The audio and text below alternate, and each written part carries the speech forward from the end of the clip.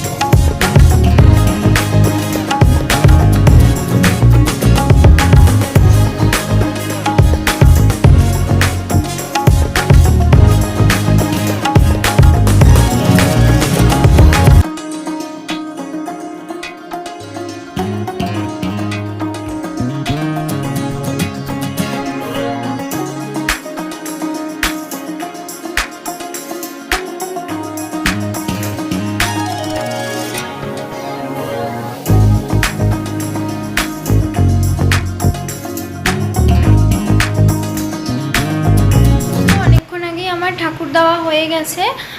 তো তোমাদের সাথে তো সেই ঠাকুর দেওয়ার সময় আর কি কথা হলো, ঠাকুর দিতে আসবো যখন তখন। তো তারপর ঠাকুর দেওয়ার পর একটা দাদা এসেছিল, মানে আমার মামা হয় কিন্তু তো ওইভাবে মামা ডাকি না, আমার থেকে সেরকম বড়ও না। ওই দাদাটা হচ্ছে গিয়ে মার যে মাসি আছে, মার মাসির ছেলে।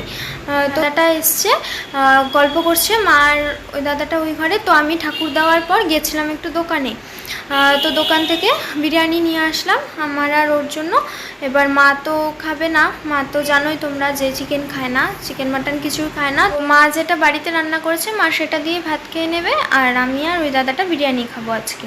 তো আমরা তো জানতাম না আগে থেকে যে আসবে, আমাদের ফ্ল্যাটে এসে তারপরে ফোন করেছে। তো আগে থেকে জানা থাকলে তাহলে হতো, তো চলে যেত। তখন মা বলল যে না একটু খেয়ে দে তারপরে যা। তো এই তো আমি গেছিলাম দোকানে, তাই তখন আর ভিডিও করতে পারিনি, কিছুই করতে পারিনি। আমার কয়েকটা জেরক্স করা ছিল, তো সেটাও করে নিয়ে আসলাম একবারে। তো ওই জেরক্স করে বিরিয়ানি নিয়ে তারপর আমি আসলাম। তো এর মাঝে আর তোমাদের সাথে আমার কথা হয়নি, সেই ঠাকুর দেওয়ার আগে কথা হয়েছিল। তো ওই তো এখন গল্প করবো এই ঘরে গিয়ে, তারপর লাঞ্চটা করে নেব। তো চলো তোমরা দেখতে থাকো, তোমাদের সাথে আবার পরে কথা হচ্ছে।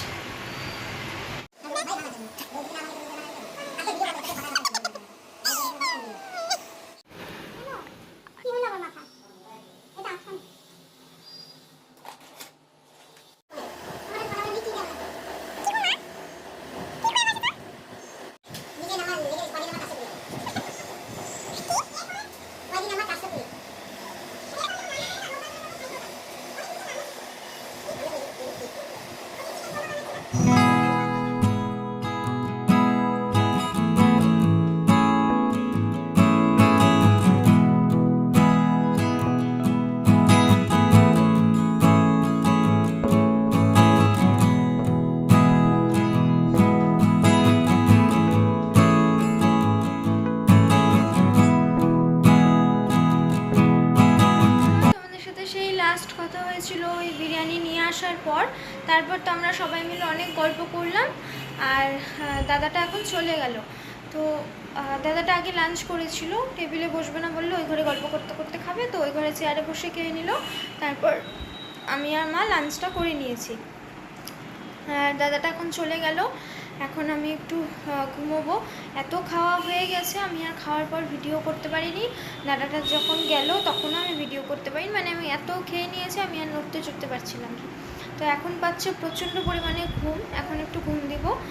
আর তারপর তো ঘুম থেকে উঠে ওই একই চাটা খেয়ে পড়তে বসতে হবে। তো চলো আজকের ভিডিওটা আর বড় করবো না, জানি অনেকটাই ছোট হয়ে গেল। এখন তো তোমাদেরকে বলেছি যে ছোট ছোট ব্লগই আসবে। তো চলো আজকের ভিডিওটা এই অবধি রাখছি। যদি ভালো লেগে থাকে তো প্লিজ তোমরা লাইক শেয়ার অ্যান্ড সাবস্ক্রাইব করে দিও। আর এই কদিন তোমরা আমার পাশে থেকেও, হয়তো কোনো দিনও ভিডিও দিতে পারবো, কোনো দিনও পারবো না, এভাবেই চলবে।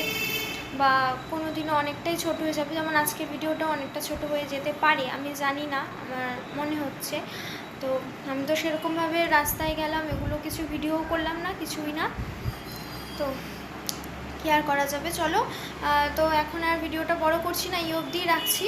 তো আগামীকাল দেখা হচ্ছে আরও একটা নতুন ভিডিওর সাথে। তো আজকের মতন তোমাদের সকলকে জানাই টাটা, তোমরা সকলে কিন্তু খুব ভালো থাকো।